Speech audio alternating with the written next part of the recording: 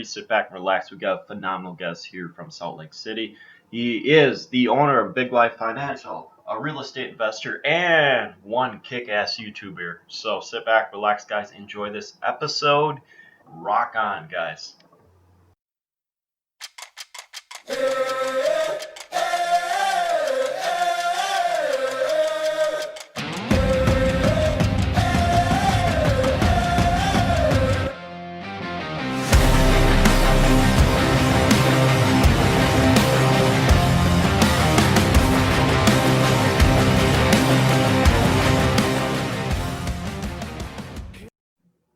We have the owner of Big Life Financial, Derick Van Ness. How are we doing today? I'm awesome. Thanks for having me on, Chad. I appreciate it. No problem. Hey, tell all of my listeners where you're at right now. I'm in Salt Lake City, Utah. Beautiful place. A little chilly right now. It was 14 degrees when I got up this morning. It's not supposed to be that cold before Halloween, but it is what it is. So did you get the snow that Springs got, or did that kind of go a little bit south of you? No, we got snow yesterday. It was kind of snowing off and on. There wasn't a lot, maybe an inch of snow, and a lot of it didn't stick, but definitely let us know that winter is coming. Yeah, it's I got family in Colorado about, I don't want to say 4 or 5 hours south of you. So supposedly Springs got hit nailed, and I think Boulder got nailed too. I don't know the whole details of it, but I just saw pictures from Springs. I saw the football game. They got a bunch of snow, so it definitely was happening there in Denver. I'm gonna get a text from my cousin, be like, "Hey, bro, you coming out here? We need to hit some fresh pow." I'm like, "Shut up."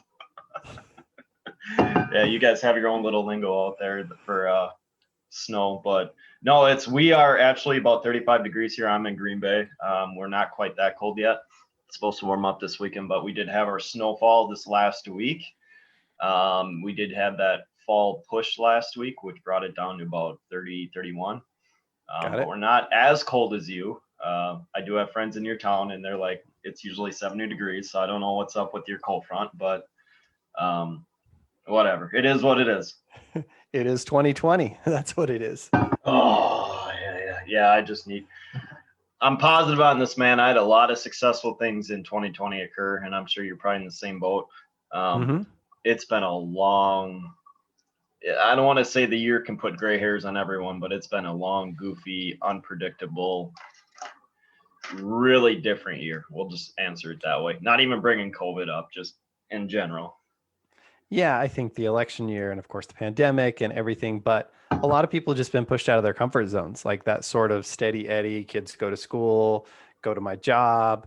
I know what's happening. The economy is either in one direction or the other, but we kind of know where it's headed. Like none of that's been true this year. So it's just been a lot of guessing. And I think as human beings, like we kind of freak out about uncertainty, right? So like some people are more comfortable with it than others, but a lot of things that are important things, your family, your health, your money, like all those things have been put into question for a lot of people. And that's a little scary if you don't have support or some backing financially or whatever. So yeah, I can totally get how that's scary for a lot of people, but hopefully a lot of growth.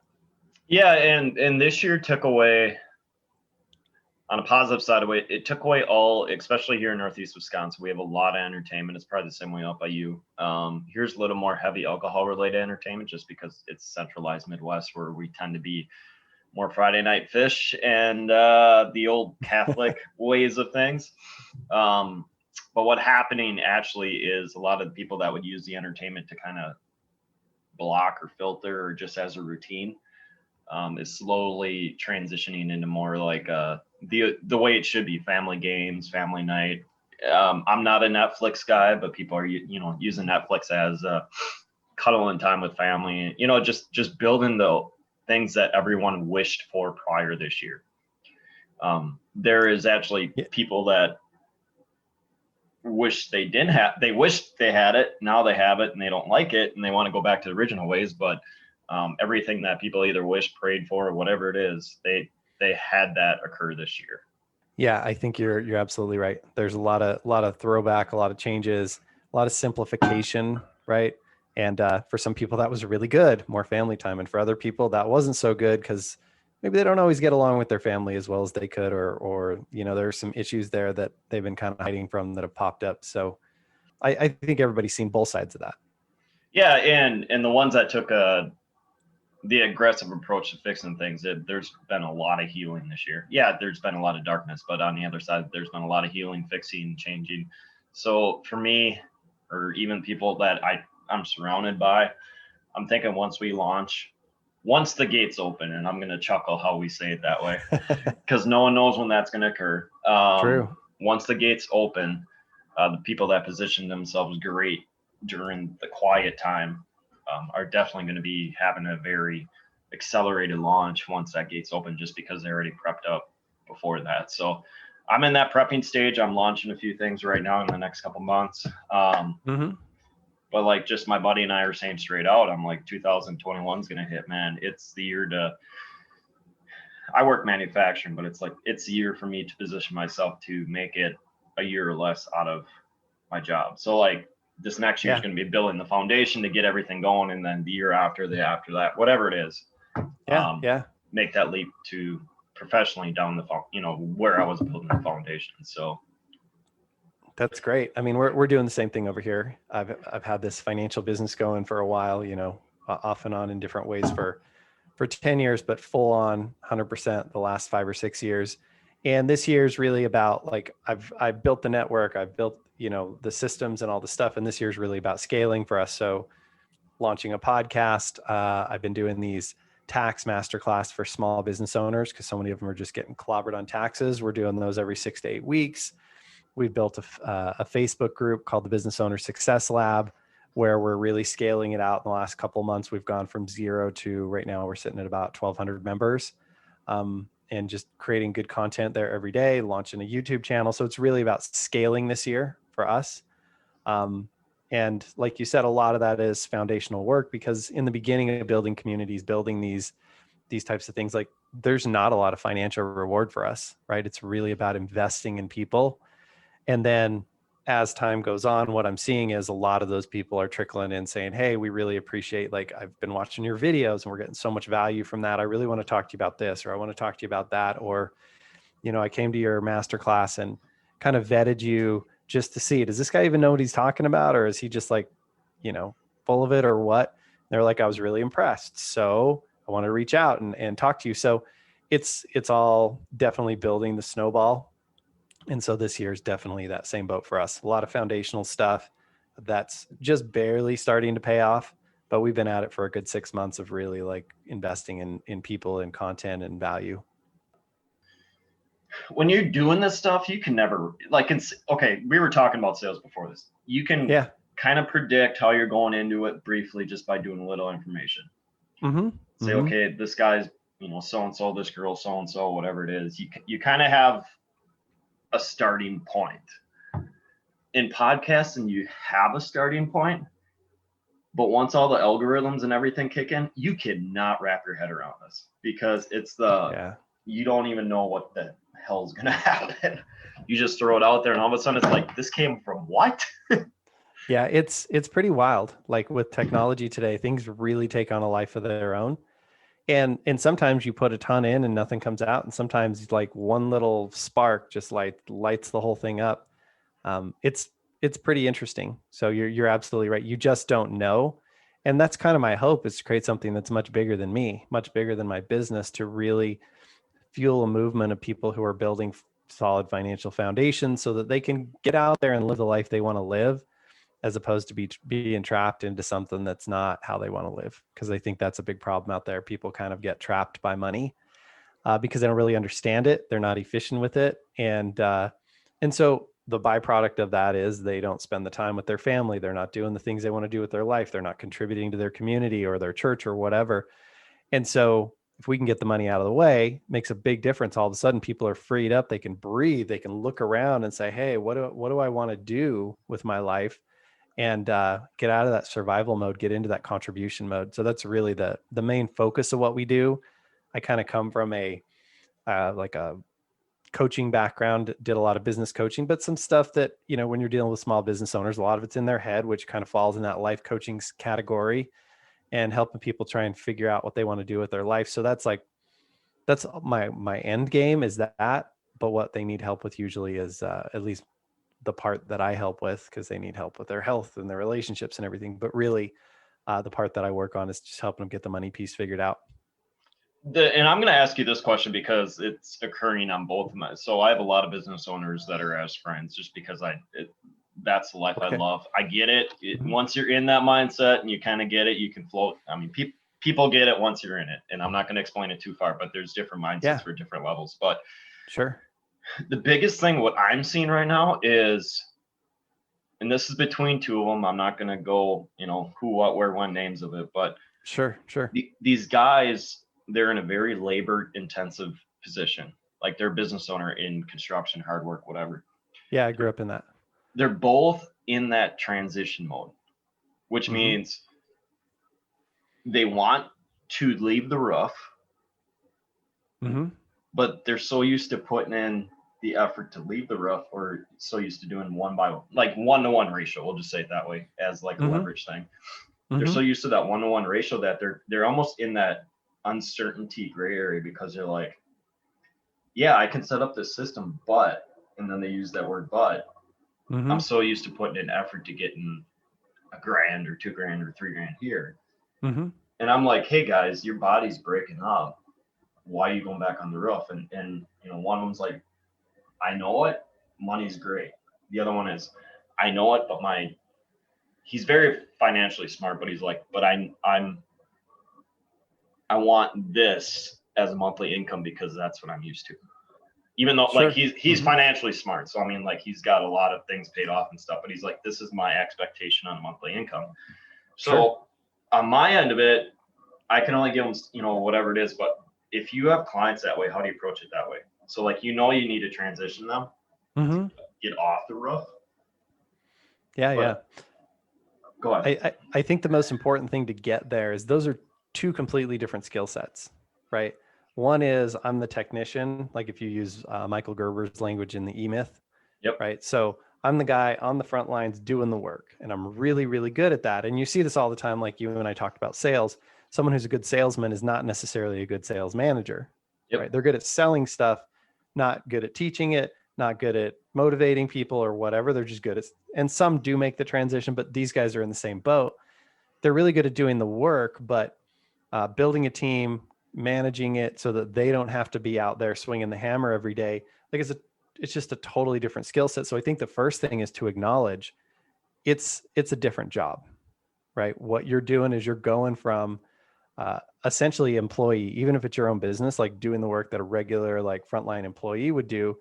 You're becoming a manager and potentially a visionary, like that's going to lead the company if you want to go somewhere bigger. Now, if you just want to stay where you're at and hire 2 or 3 guys, you can do that too, but that's still a different skill set. So I think the transition is you got to get a couple of guys working with you and train them up so that you can start stepping out and then make that transition where you're not always there every job. Maybe you help them get started, leave them for a while, see how it goes, give them a little feedback. But what I like to teach with that is teaching people how to think like if you were there, right? So when they come to you, they always come to you and they're like, because they can do the easy work, right? It's the hard work, that the technical work, and there are going to be some mistakes. So you kind of have to like be willing to accept that I'm going to let them make some mistakes, just like you would with your kids or anybody. And then when they have a problem and they bring it to you, you walk them through. So here's how I would think about this. The next time we run into something, I'm going to ask you how you think I would answer the question, right? How would I break it down? And so you break it down. Here's what I'm looking at, with the roof line and the pitch and all the different things. Here's what I think is important. And here's what we're dealing with here. And here's where the troubles can happen on this particular roof.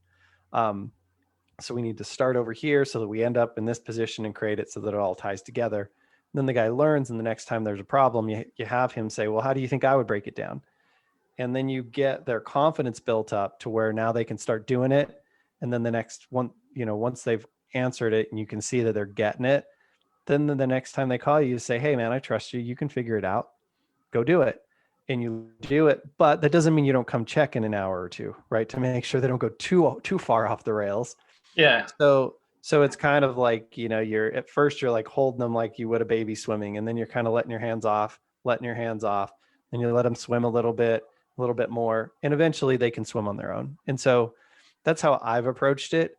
But if you're just used to just working by yourself, your first step is you got to get an understudy, you got to get them trained. And the best way to train them is to have them in there, in my opinion, in there with you so they can see every aspect of the job, make sure it's a good fit. It does take time to make that transition because you can't take someone who's been doing a job for 20 years and all their experience and all the things that they know and replace that.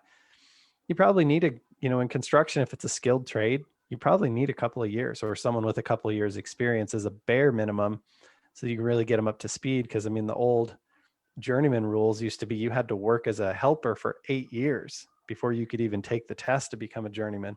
So, it's when we're talking about high skilled stuff, there's a lot to it. I grew up in a ceramic tile contractor family. So Yeah. people think tile's super easy, and it is if everything's right. And if it's not, those squares don't stretch or smash up. They just don't fit, and it's a problem. Yeah, and I was going to joke around and say what you're talking about right on. What you're explaining to it is what I explained, and I put it in the art category. Yes, is there physical art you're creating in construction, like you're doing a paint? Oh yeah. Mm-hmm. No, but it's the artness of how everything's moving on the job. Sure. It's the little things added in, or it's the outside things that you can add in to make it a little bit more better, or whatever it is. So it's the art process of the work. Yeah, like the craftsmanship. Yeah, I think my father's a contractor, and I'm an artist. I paint and do some other things for fun, and have sold a bunch of artwork. But as the more artwork I did, the more I realized how similar construction is to artwork, because there's a lot of figuring and measuring and thinking before you even get started. You got to have a plan. Like you don't just come in and start building stuff or just paint something. Like there really is a lot that goes into it, and it's very similar. It really is. People think of construction as being like kind of rote and you just show up and follow the instructions, but most things, what the blueprints say and what's actually happening out there on the job site, two different things. I mean, it's a loose representation, but everything doesn't fit like it's supposed to. The guy before you, if he didn't do his job well, when you show up, there's a mess and you got to clean it up and figure it out and make it look pretty or whatever. So yeah, there's a ton of similarities there. And I have a lot of respect for people who work in that field, because it is improv every day, all day. That's more fresh in your life right now. So explain to everyone, what is Big Life Financial, or vice versa, what's on your plate right now with the company? Yeah. So Big Life Financial, we're a financial firm, and there's a lot of people out there who help you, like, quote unquote, make more money. What we help people do is keep more of what you make and be smarter with it. Right. And so the keep more of what you make is a lot of tax strategy. And there's write-offs and how you take your income and a bunch of tax tips and different things I could give. One thing that you've mentioned that I think is really worth noting, especially in your part of the world, is we help a lot of small businesses file for research and development credits that don't realize they can file for them. So like in manufacturing, it's massive. Like if you guys are trying new materials and you're doing different things with prototypes and trying new stuff and always trying to streamline things, all that stuff is research and development. And there's credits there that the owner can get back as money for the business, for the the work the business has done. And also farming, like there's a ton of research and development credits for farmers. So a lot of these guys are getting back, on the low end 20,000, on the high end, a couple $100,000 of tax refunds that they didn't even know they were entitled to. So that's one of the places where we help people just keep a lot more money. And the research and development thing is kind of new for small businesses. It changed in 2015 with the PATH Act under the Obama administration. So that allowed things to, like the way that things are recorded and the level of documentation and how the whole thing works, and making those credits permanent so that we can do them every year from here forward, like allowed people to build a business that can serve the small business owner. Pre 2015, it wasn't viable. It costs too much for the CPA and everybody to research the new credits every single year and figure it out. So that's a really big one. I didn't necessarily want to go down the tax road today, but for the people who live around you, that could be a huge thing if they're small business owners. And if they're using blueprints like architects and construction companies, there's a ton of stuff because they're always trying new materials. They're doing lots of engineering. They're figuring out new shapes and structures and supports. So all that stuff really comes back to being able to be refunded into their pocket. But the be smarter with it is the part that I'm super passionate about.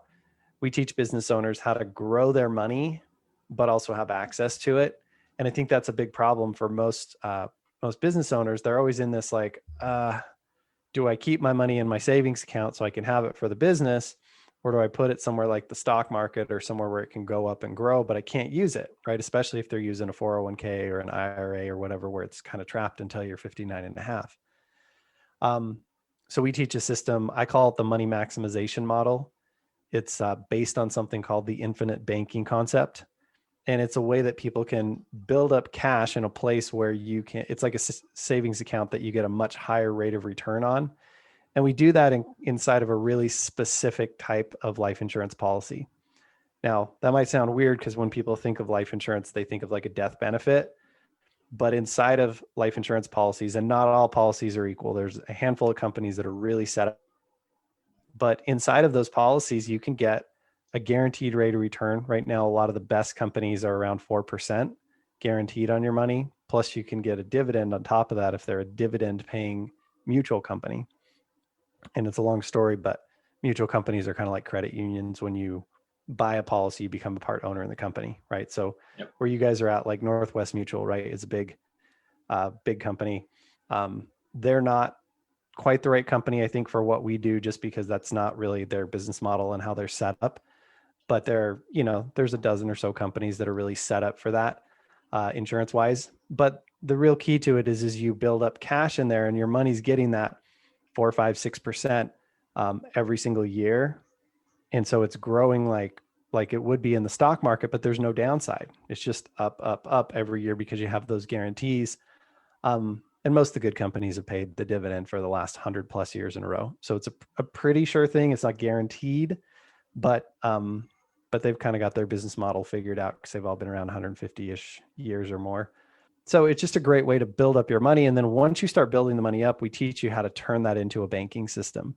So that when you go to buy a new piece of equipment, instead of going to the bank and getting a bank loan and having to pay interest on that, you actually take the cash from here. What better investment than in you and yourself, right? Giving yourself a loan. So you buy the piece of equipment cash, and then the business pays you back plus interest, just like they would have to the bank, right? Now, it seems weird to pay yourself interest, right? Like a lot of people get confused by that. But what we come to realize is every time you buy a piece of equipment, let's say you buy a $50,000 tractor or something, and you have two choices. You either go into debt, $50,000, and you make payments back to the bank, but you also, in addition to the principal, you pay interest. We all know that, right?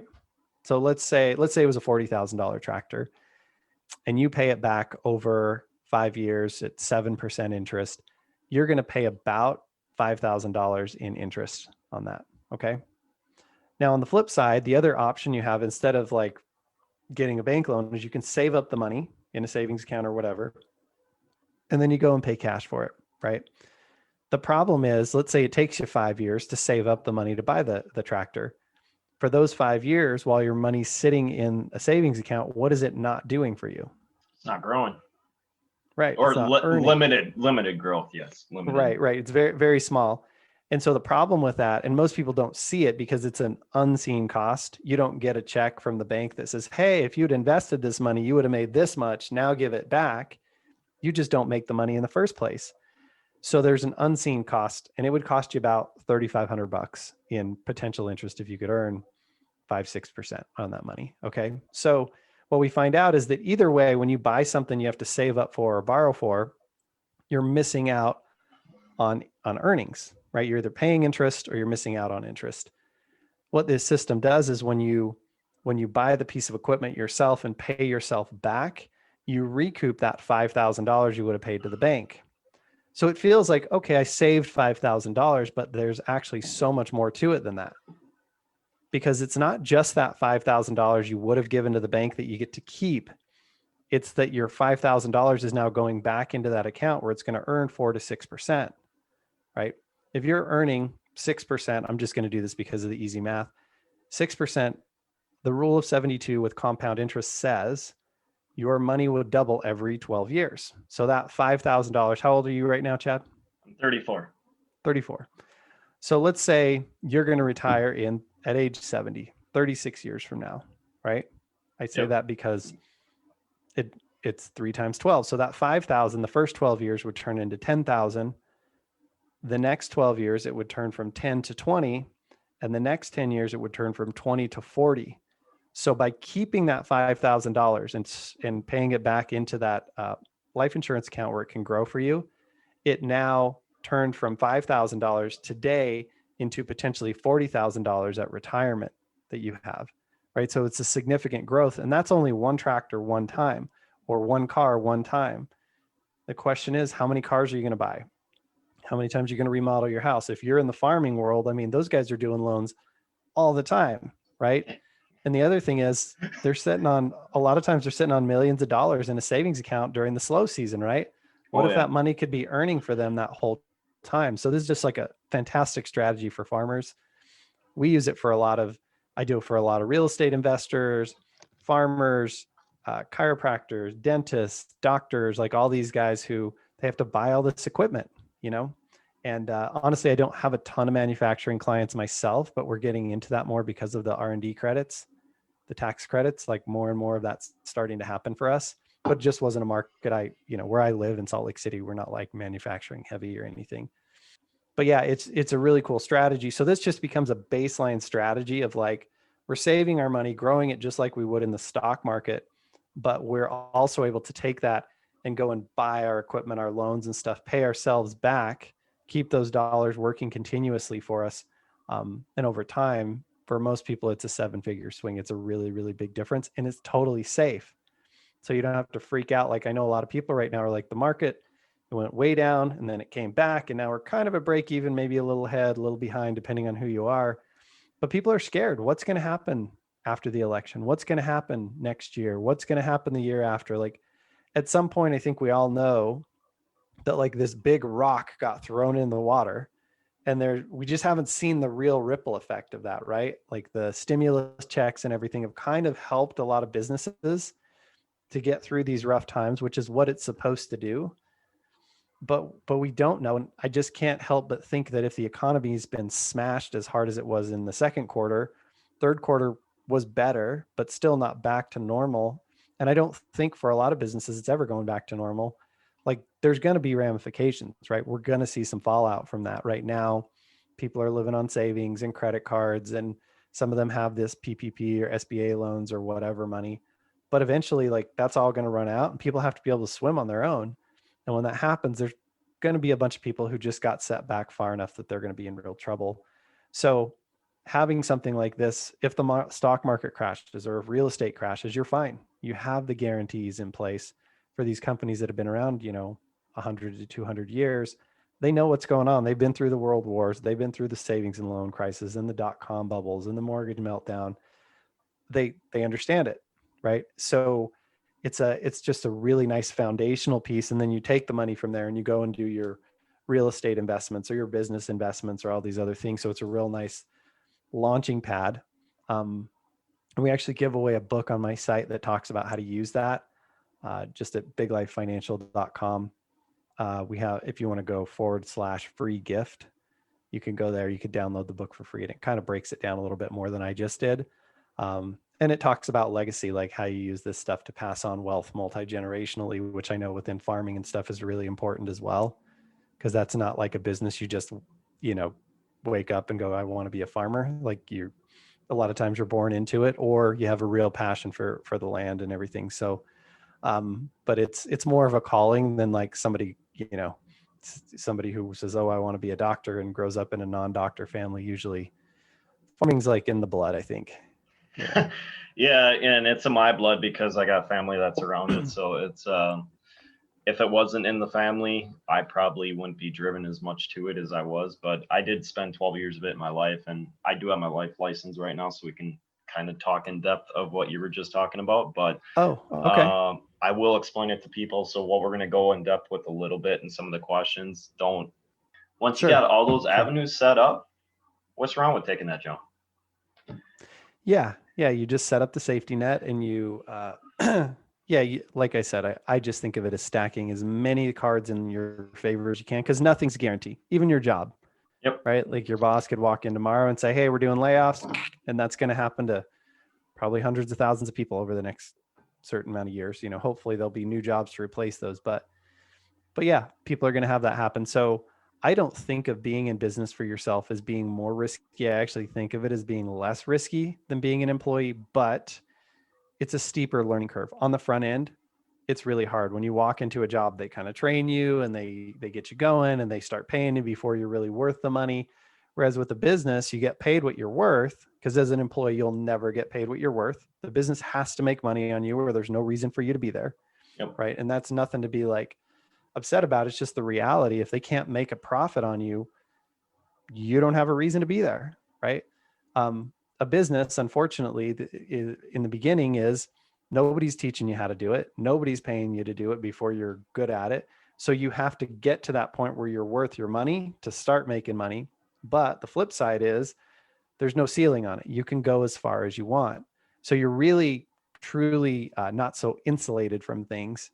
And there's pros and cons to both. So I'm not saying one's better or worse. I think it really depends. Like some people love having the steady Eddie job. You go in, you do your thing, you come home, you can focus on your family and your hobbies and your passions and your community. Other people, like for me, that was really hard to feel like I'm working twice as hard as the guy next to me and he's making the same money as me. Like it was so hard for me mentally. I just couldn't do it. So I said, I need to be able to get paid what I'm worth. So I had to take that jump. And honestly, man, over the last 15 years, it has been an up and a down, right? I've had 2008 was not a good time for me. I was flipping houses. I had 16 of them going, got hit by a snowmobile while I was snowboarding, broke my femur and was laying in bed as the market in California crashed. And I lost a couple of $1,000,000 and pretty much lost everything. And that was not my favorite period of time, but I learned a lot, went inside and came out of it with a much clearer idea of what was important to me, you know, outside of just money. And, you know, because when you're in your 20s and 30s, early 30s, I was just like, you know, trying to live the dream and make as much money as I could. I didn't realize that that's not what actually makes you happy. It's your health, it's your family and friends, it's being able to spend time with the people that you care about and do things that are important to you. Like if you have that, you're wealthy. Even if you're making $40,000 a year, if you have that, you're wealthy. And if you don't, you're poor. I don't care how much money you have and you live in this beautiful house and you're miserable on the beach. Doesn't matter. Doesn't matter. Yep.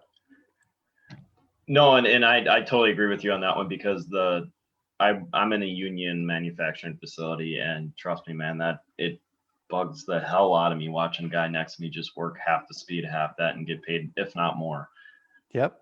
My mind is looking at what you were explaining with True Freedom. So like some people look at, hey, I want to go punch in, have my camper, go up north, go whatever. Yeah. To me, I'm looking at is I want to work hard so I can have that part to where, and especially since we have, you know, like we had a little darkness in our family, and I briefly told you what it is, but yeah, when I get a family member that's sick, I want the ability to say, okay, hey, I can work online, I can prep now, and I say I'm gonna put a couple days in and I'm gonna meet you for the next week, whatever that situation is. So like the freedom to control your schedule, the freedom to control, you know, like I tell people right now, the only thing I'm thinking of is just going down in a UTV in a muddy trail and just burying it. Don't really give a shit. You know, nicely saying it, it's like, hey, whatever, cool. I'll just drag it out, dust it off, or buy a new one, whatever it is. Like having that ability to enjoy the little moments. So like the more I'm simplifying everything, the more I'm enjoying the little moments. And I did what you did in your 20s, man. I'm like, can't have this. I want my dream. Can't have this. Want my dream. And delayed gratification on everything. And what it gave me was a divorce, a lot of credit card debt, a lot of student loan debt, whatever it is. And am I not where I need to be currently at this state? No, it's I'm having that I have that conquer personality. So like no matter what, I'm always looking for the next big thing, but yet I'm enjoying being happy and healthy right now. So yeah. If you're not happy chasing it, it don't matter what you get. But if you're happy chasing it, you're going to be more, the way I say it is more blessed or more like surprised with the things that drop on your lap. Yeah, I've heard it say that success is someone who's actively in pursuit of a worthwhile goal. In other words, something that's somebody's chasing something that's important to them. And that could be your significant other that you're always in love with and trying to prove that you're great to them, or trying to be a great parent, or be great in your church, or being great in your business or your job or whatever. But if you're really out there going for it with things that matter to you, you're winning the game. That's really it. And ultimately, it doesn't matter if you're in debt or you have billions in the bank. If you're out there going for it, you're winning the game, right? Because you wake up every day with an exhilaration, a purpose, a reason to do what you're here to do. And that's all we can really ask for. You know, money is a little bit of a scorekeeper. It doesn't indicate the value of a human being. And that's really why I want to help people to have better systems so that they don't get caught in sometimes when you wake up, if you're behind on the money sheet, but you're really living your great dream, you can fool yourself into thinking you're doing something wrong. And you're not. You're chasing your dream, and maybe you haven't come over the top of the hill yet. But I know that people who are out there doing work that matters to them and really making a difference for the people that are important, those people will end up in the right place. Sometimes they're just, just like students coming out of school, they had to incur some debt to be able to have the skill set to get over the hill. And that's okay. For a period of time, everybody's there. And listen, sometimes, like, I was 35 in the 2008, 2009 meltdown. I had a complete, from millionaire to zero, right? A complete restart. And that was really hard. And mentally, you wake up at age 35 and you're like, I'm on my best friend's couch halfway across the country, don't have a job, and I'm living on their charity. That was not a great place to be, but I learned so much from the experience, and that's really helped propel me to what we're up to now. Because I know that, honestly, some of those days were some of the happiest of my life. I don't need all of that, but I want to give people the freedom without them having to go through living on someone's couch. Yeah. I was, it's hard on your brain. I was going to joke around and say, yeah, let me see. I was 32 years old, divorced, living in your parents' basement, trying to restart life. So I wasn't on the couch, but I think once you kind of understand the moment of, crap, I'm at my parents' basement, and you're walking down the stairs and it's like, okay, I don't want to be here again. Like, I love my parents to death, but you get it. It's like, it's just this inner feeling of saying, I don't want to be at this again. Yep. I totally understand that. And I think it's a good lesson to learn. Some people, if you can get through it and not have to learn that, you're lucky, because it is a hard lesson. And what I'm going to do is I'm going to end this podcast right here on this note, because I think that was gold, what we just explained right there. So I'm not going to delay it any further because I want to get that recorded. So you guys, you want to tell everyone where we can follow you on Facebook, Instagram, all your social media, and then go from there? Yeah, we tried to make it really simple. So you can find everything at biglifefinancial.com. But if you do biglifefinancial.com/YouTube, it'll take you to my YouTube page /free gift to download the book I talked about. And then there's a little button up in the corner. Finances are personal. So if you want to set up a free consultation, I've got an hour for anybody to try and help and see where you're at and whatever. And if we can help you, I'll let you know. And if we can't, I probably know someone who can. But yeah, you just go up in the corner, click that button that says work with us, and you can set an appointment with myself or someone on my team. But usually it's me, and we'll talk through it and we'll see where you're at. And at the very least, you'll come out of that with some action steps. At the very best, we might be working together for the rest of your life if it's a good fit. So, but that's really the game. We have information about research and development credits on there too. And I have a video or two on the YouTube channel. So those are the main places. And then the Business Owner Success Lab on Facebook, you can always check that out, join us and see the free content that we do every day. And I'm actually going to be accepting that here quick once I get, so I'm going to reach out and message with all the links and stuff for you, and then we're going to get you all situated here. So perfect. Okay. All right. No problem, man. Thank you very much. Enjoy your day.